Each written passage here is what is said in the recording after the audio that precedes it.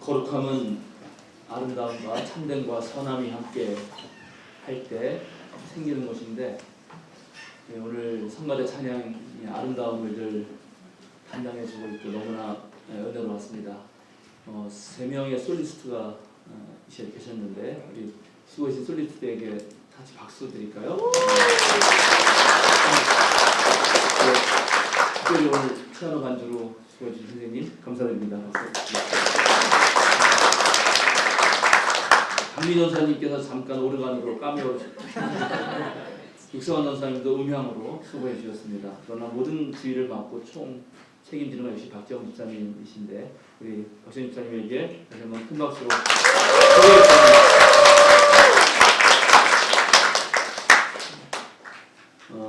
목사는 연말 연시가 되고 성탄절 될 때가 가장 바쁘고 힘듭니다. 제가 부목사 시절에도 그때가 가장 힘들었는데요. 그럴 때마다 제가 오후 시간에는 성가대 연습하는 그 옆에 한 구석에 있었습니다. 왜냐하면 치유를 얻기 위해서. 그 연습하는 소리만 듣고 있어도 몸과 마음의 치유가 됩니다. 오늘 성가대 찬양이 상당히 이전하고 약간 다른 느낌이었습니다. 뮤지컬 같은 느낌이 나지 않았나요, 여러분? 그런 풍의 찬양들이었던 것 같습니다. 오늘은 예수님의 생일입니다.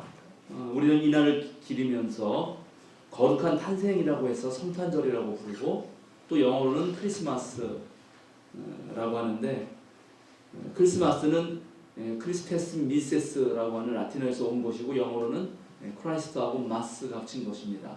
그리스도교 미사는 그리스도를 위한 예배라는 뜻입니다. 아기 예수의 탄생을 기르면서 오늘 마태복음서에서는 동방의 박사들이 찾아와서 어머니 마리아를 뵙고 또 아기 예수께 경배하고 황금과 유향과 모리아를 드립니다. 예수님의 탄생을 다룬 이야기는 4복음서 중에 마태복음서와 누가복음서에만 나옵니다. 그런데 마태복음서의 예수님 탄생 이야기는 놀랍게도 예수님 탄생한 그 직접적 이야기는 매우 적습니다. 아이가 어떻게 생겨나느니, 아이가 태어날 때 어떤 일이 벌어졌느니 이런 얘기는 거의 없고요. 단지 예수님의 탄생과 관련된 주변 이야기들로 가득합니다. 그런데 바로 그 주변부 이야기가 예수님의 탄생의 의미를 전해줍니다. 마태복음서에는 예수님의 탄생을 기록하기 위해서 첫 번째 족보로 이야기를 시작합니다. 그리고 또 마리아의 임신 소식에 조용히 파혼하려고 했던 요셉을 막아서는 그런 천사들의 이야기, 그리고 그 다음에 이어서 오늘 읽었던 예수님을 찾아오는 동방박사 이야기와 또 헤롯의 박해를 피해서 나사렛으로 가서 살게 된 그런 마리아 가족, 요셉의 가족 이야기가 나옵니다. 이 모두 하나하나 정말 자세히 살펴볼 필요가 있는 내용들이지만 오늘은 본문에 맞게 동방박사 이야기만 좀 중심적으로 보려고 합니다. 동방박사 이야기에서 그리스도인들은 2000년 동안 도대체 동방에서 온 박사들이 누군가에 대해서 궁금해했습니다. 이것은 제가 이전에 설교를 했기 때문에 여러분 찾아보시면 되고요. 그런데 동방박사가 누군가를 말하기 전에 우리는 이 동방박사 이야기를 통해서 또 달리 생각해 볼 것들이 몇 가지 있습니다. 동방박사 이야기를 꺼내면서 이 마태복음서는 헤롯 왕 때에 예수께서 유대 베들레헴에 나셨다 이렇게 시작합니다. 시기와 장소를 밝히고 있는 것입니다. 헤롯 왕은 헤롯 대왕을 가리키는 말로 우리는 그저 아무런 느낌 없이 이 왕 때 예수님이 났구나 하고 지나가겠지만 이 글을 읽는 유대 사람들은 전혀 다른 느낌을 갖고 이 글을 읽게 됩니다. 예를 들어서 한국에서 누군가가 이승만 정부 때 또는 박정희 시절에 또는 이승만 정권 전두환 정권 시절에 이렇게 얘기를 한다면은 그때 여러분들은 다른 느낌을 가질 것입니다. 조선시대를 연구한 학자들에게 세종대왕 시절에 이렇게 얘기하는 것과 연산군 시절에 이렇게 얘기하는 것 또한 다른 느낌이 드는 것처럼 말이죠. 헤롯 대왕은 예수님이 태어나던 때에 유다 전체를 다스리던 현직 왕이었습니다. 기원전 37년부터 주전 4년까지 무려 34년이나 로마의 승인 아래 유대를 다스렸습니다.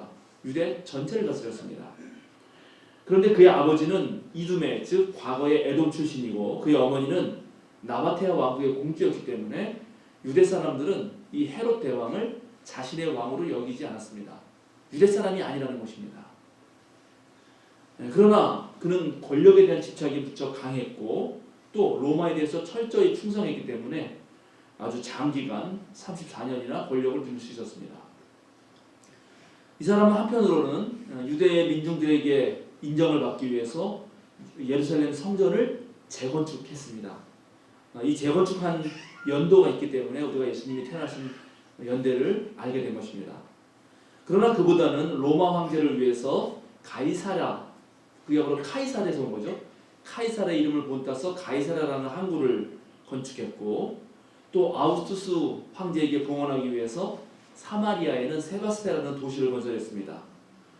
나라의 국경 수비를 위해서는 마사다 요새를 지었고 또 자신을 위한 왕궁을 지었을 뿐만 아니라 이 사람이 로마 올림픽 경기를 무척 좋아했기 때문에 원형 극장이라든가 원형 경기장을 만들었고 실제로 자기가 올림픽을 주관하기도 했습니다. 그런데 이런 유대 문화와는 맞지 않는 아주 과도한 건축 때문에 백성들을 무척 괴롭게 했고 또 백성들의 원성이 자자했습니다. 이 사람의 권력에 대한 그런 집착은 끊임없는 다른 사람에 대한 의심으로 이어졌는데 6번이나 결혼했고요. 그 중에 가장 사랑했던 마리암이라는 아내가 있었는데 그 여동생 살로메가 모함을 하자 또 전 마리암이 자기를 음해하려는다는 의심을 품고 죽여버립니다. 아내만 죽이는 게 아니라 그의 장모, 그러니까 아내의 어머니죠. 장모와 또 아들까지도 죽여버렸습니다.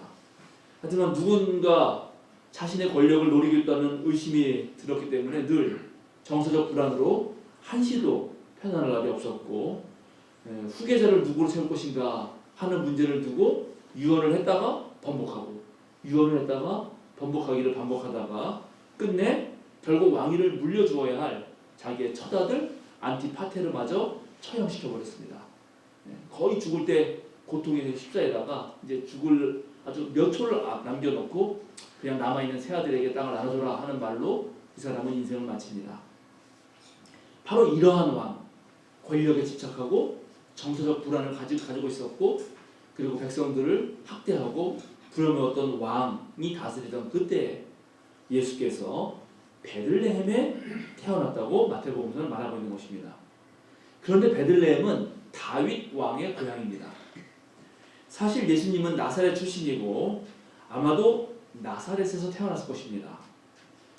그러나 마태나 누가복음서 모두 예수님이 베들레헴에서 태어났다고 말하고 있습니다.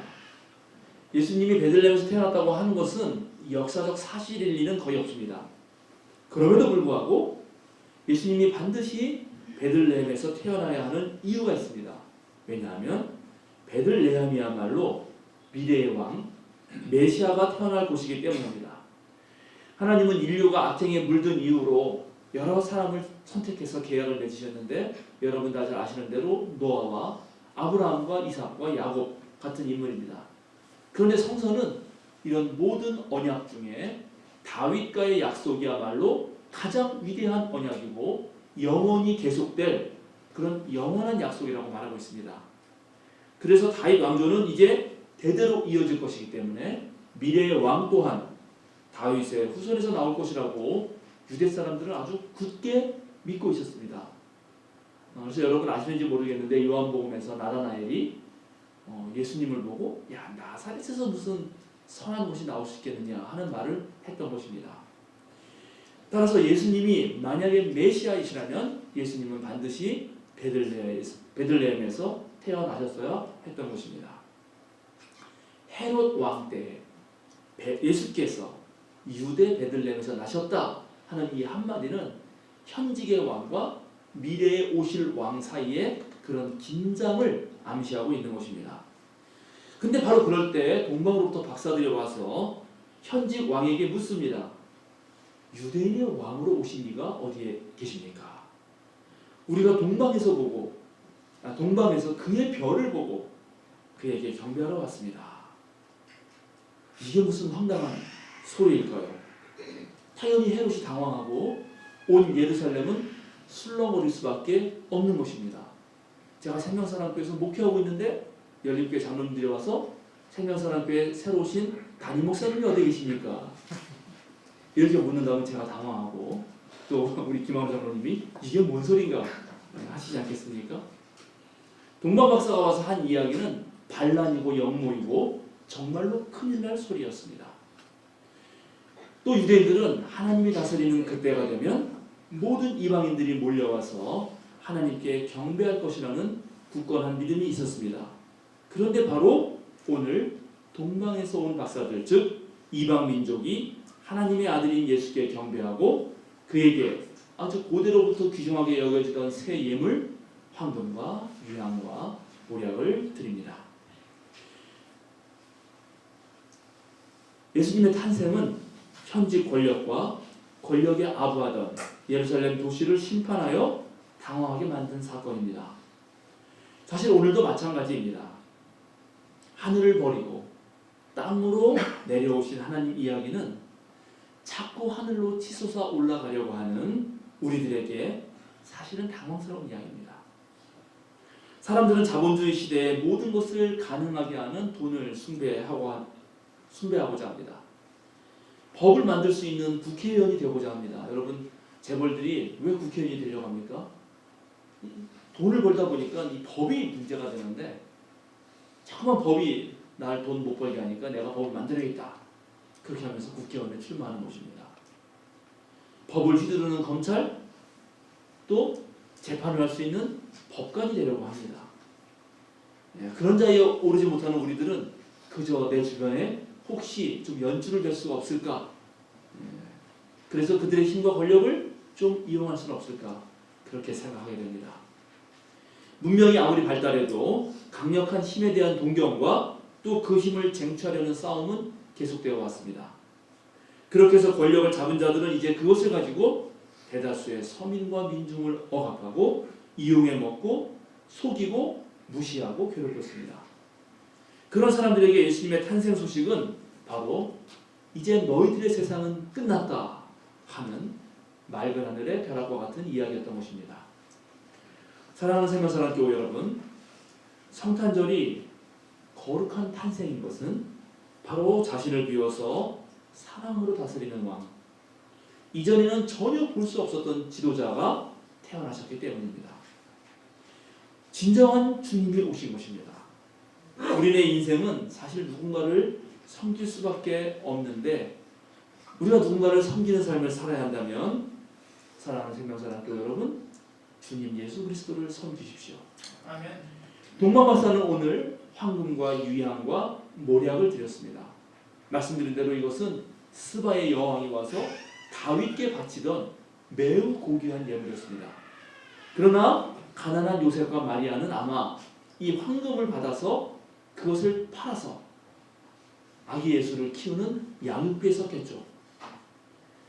그리고 가난한 요셉과 마리아는 집이 방 한 칸밖에 없었기 때문에 거기에 양도 있어야 되고 그 다음에 비둘기도 같이 살아야 되고 그래서 늘 퀴퀴한 냄새가 나는 집안에서 살았을 것인데 마침 유향을 주셨기 때문에 그 유향으로 이제 그런 아주 더러운 냄새, 시금털털한 냄새를 없앴을 것입니다.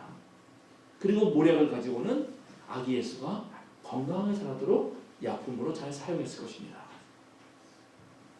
오늘 우리는 이 세상에서 우리 주님 예수 그리스도의 뜻을 펼치기 위해서 과연 무엇을 준비해 드려야 할까요? 정말 매우 실제적이고 꼭 필요한 것들, 우리 예수님이 이 땅에 오셔서 자신의 사역을 감당하시도록 우리는 동방박사처럼 과연 무엇을 준비해 드려야 될까요? 사랑하는 생명사랑교회 여러분, 우리의 삶이 온전히 주님께 영광과 경배와 찬송을 돌리는 그런 삶이 됩시다. 오늘은 성탄절, 특별히 아기 예수께서 탄생하신 날이고 우리는 매년 그날을 기념합니다만 실제로 예수님은 바로 우리들의 삶을 통해서 매번 새롭게 탄생하시기 때문입니다. 함께 기도하겠습니다. 거룩하신 하나님, 동방의 박사들이 아기 예수께 경배합니다. 우리도 주님을 경배하게 하여 주소서. 동방의 박사들이 주님께 예물을 드립니다. 우리도 우리의 삶을 주님께 드리게 하여 주소서. 왕이 아닌 자들이 왕 노릇하고 주님 아닌 이들이 주님 행세할 때 진정한 왕이요 진정한 주님은 우리의 예수 그리스도시라고 고백하며 살게 하여 주소서. 아멘. 우리 주님 오신 날에 우리를 사랑하시는 예수 그리스도의 이름으로 간절히 기도드립니다. 아멘.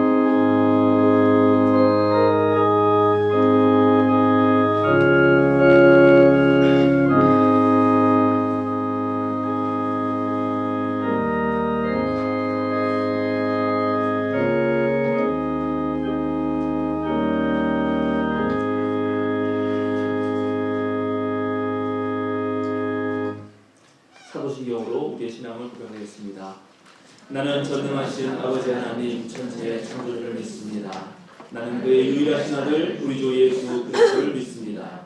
그는 성령으로 잉태되어 동정녀 마리아에게 나시고 본디오 빌라도에게 고난을 받아 십자가에 못 박혀 죽으시고 장사된 지 사흘 만에 죽은 자 가운데서 다시 살아나셨으며 하늘에 오르시어 전능하신 아버지 하나님 우편에 앉아 계시다가 거기로부터 살아있는 자와 죽은 자를 심판하러 오십니다. 나는 성령을 믿으며 거룩한 공교회와 성도의 교제와 죄를 용서받는 것과 몸의 부활과 영생을 믿습니다. 아멘. 1장 찬송하시면서 준비하신 예물 하나님 앞에 드립니다.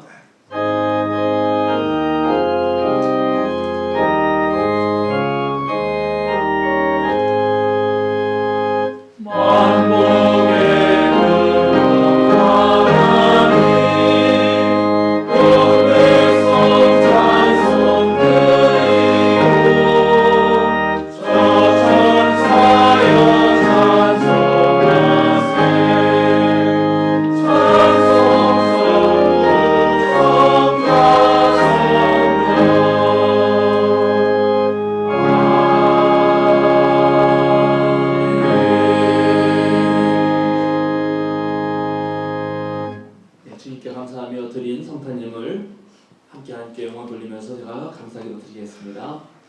거룩하신 하나님 참으로 감사드립니다. 하늘에는 하나님께 영광이요 땅에서는 주님께서 사랑하시는 이들에게 평화를 주시니 참으로 감사드립니다. 주님께서는 하늘에서뿐만 아니라 우리와 더불어서 이 땅에서도 사시고 높고 위대하실 뿐만 아니라 낮고 작아지셨으니 감사합니다. 어둠 속을 뚫고 참 빛으로 우리를 찾아주시고 존재하는 모든 것들의 소망이 되어주셔서 감사드립니다. 주님의 신비에 우리는 감탄하지 않을 수 없습니다. 주님께서는 물을 포도주로 바꾸시고 바위에서 물을 샘솟게 하시며 돌들로도 믿음의 자손을 만드셨습니다.